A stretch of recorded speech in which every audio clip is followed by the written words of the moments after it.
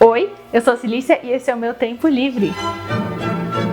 E hoje a gente vai falar sobre Gênesis 18, continuando a saga de Abraão e Sara. E Ló também, Ló aparece aqui.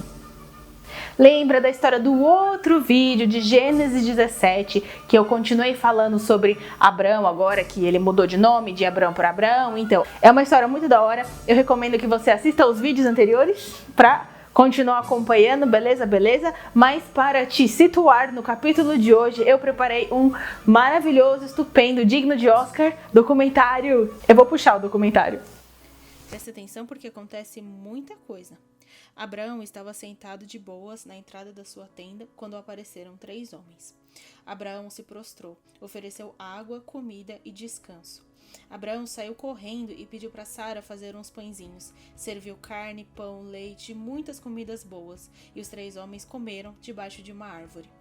Os homens perguntaram a Abraão sobre Sara e disseram assim: daqui a 1 ano Sara terá um filho. E Sara riu, porque os 2 já eram bem velhinhos. O Senhor disse a Abraão: por que Sara riu? Por um acaso existe algo difícil demais para o Senhor? E ele repetiu a promessa. Sara, envergonhada, disse que não riu. Mas o Senhor pegou a mentira na hora e contrariou Sara.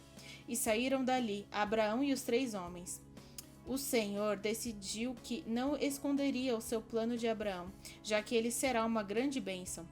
O Senhor planejava destruir Sodoma e Gomorra, porque seus pecados eram graves e muitos. Então Abraão se dirigiu ao Senhor com uma pergunta importante.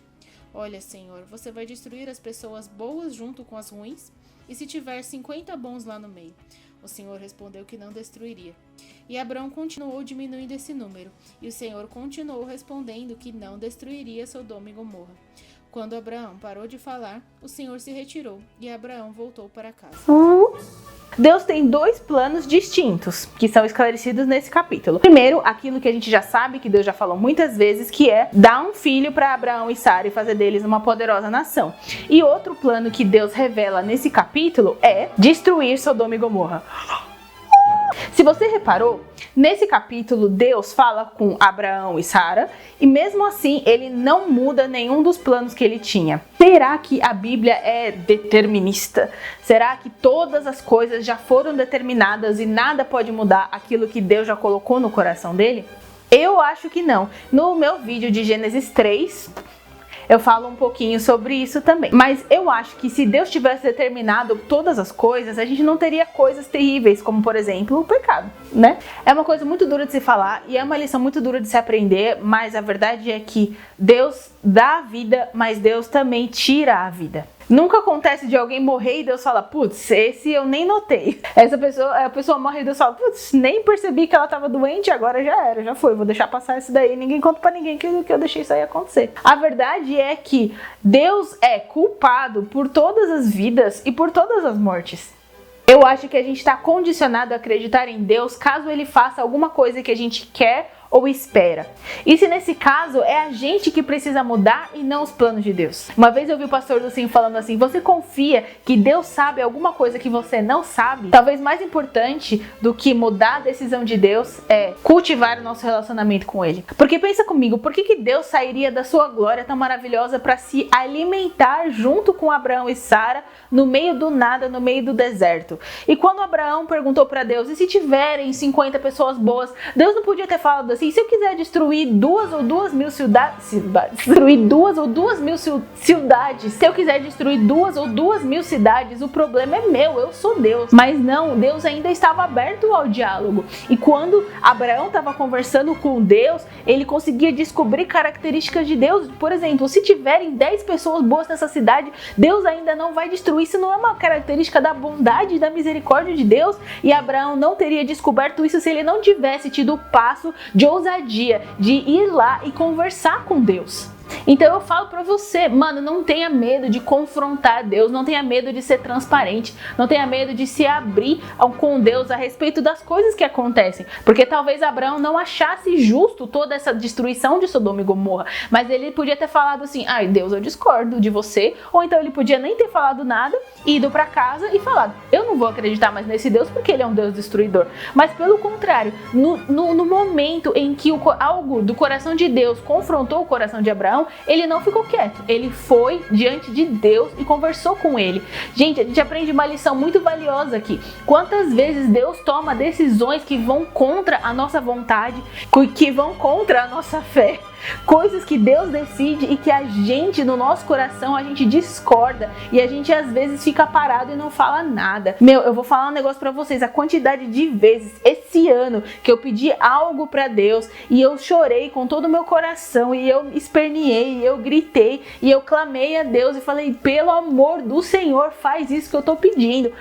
Não tá escrito. E tem coisas que Deus não fez de acordo com o meu coração, mas a gente, mesmo assim, sabe? Mesmo assim, algo que eu falo pra você, assim como eu falo pra mim, mais do que valorizar a decisão que Deus tomou, que talvez tenha me cortado o coração, eu valorizo mais o relacionamento que eu tenho com Deus, do que eu valorizo as coisas que Ele decidiu. Porque no fundo, eu acredito que Deus sabe de alguma coisa que eu não sei. Abraão acreditou nisso também.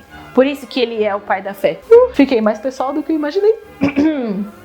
Lembra o que aconteceu com Jesus? Primeiramente, Jesus ensinou a gente a orar como Pai nosso que está no céu, seja feita a sua vontade. Jesus podia falar, seja feita a minha vontade, afinal de contas, sou Jesus, tá sabendo o que você tá falando? Tá falando com Jesus? E a gente do alto da nossa torre do ego, a gente fala, não, seja feita a minha vontade porque eu manjo dos rolês. Outra coisa, meu Deus, no jardim do Getsemane, quando Jesus estava passando pela maior dor que um ser humano pode passar na vida, mesmo assim, chorando, talvez Jesus estivesse revolto, não sei, capaz que Jesus estivesse no fundo do coração dele assim, não acredito que meu pai tá me fazendo passar por isso, por essa humanidade desgramenta que não merece. Mas Jesus fez o quê? Eu não quero isso daqui que o Senhor tá querendo que eu faça, porém, que seja feita a sua vontade e não a minha. Então o que eu quero deixar pra você hoje é, talvez você discorde da opinião de Deus sobre muitas coisas, porque existem muitas coisas que Deus decide que vão contra o nosso coração. Veja o momento que a gente está vivendo, pandemia! Quem sonhou um dia assim, nossa, não vejo a hora de estar vivendo uma pandemia? Tipo assim, só ninguém. E todos os dias a gente pede para que a pandemia vá embora. Mas talvez seja um momento da gente confrontar Deus no nosso coração e falar, Deus, eu quero isso, eu peço isso, eu quero ser transparente com você hoje.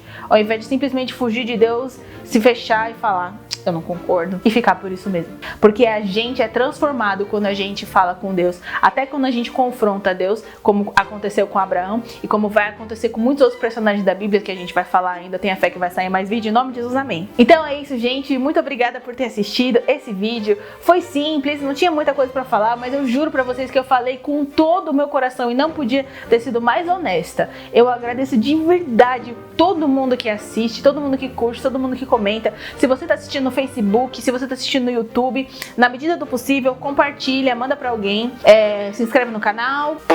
É isso. Obrigada, gente.